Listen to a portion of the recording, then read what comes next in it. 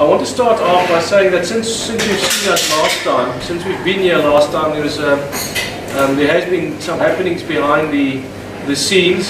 I think one important message that came from the Employment Equity Commission's chairperson during June was through Dr. Loyiso Mbabane, the chairperson of the Employment Equity Commission, who during June, during a live interview on Robinson Rastreeks, made a number of remarks and concessions that we think and feel is important for this case. And let me just highlight one or two of them. During that interview, he specifically stated that there is no law that says you must have exactly the demographics of whatever area, not necessarily even within a provincial, but also we understand it to mean nationally, that there must be an exact demographic reflection in whatever area in South Africa. And I think that's a very important concession, because that's what we hear today. And DCS and government seems intent on focusing specifically on that. And that's an important message from the chairperson of the Commission for Employment Equity, which is really a creature of statute.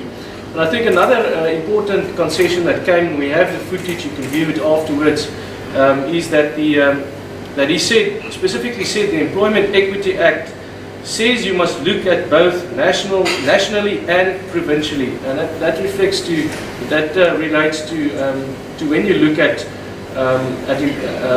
applying affirmative action, you must look at both what's happening nationally and provincially. And in this case, we know that it's really a question of looking at national demographics and enforcing it via quotas on the local and provincial level. So that's a further important concession for purposes of what we're doing here.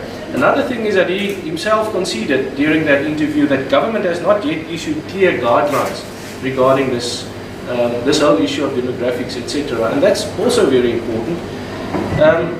And then he said, and we remember that since the inception of this case, and even during the case of Mr. February, the urgent interim application, DCS argued that if you can't find work here and you're a coloured person, then you must simply move to another part of the country and go and look for work there. And he said that as a chairperson of the Commission for Employment Equity, we do not endorse a position that says that any group must migrate anywhere.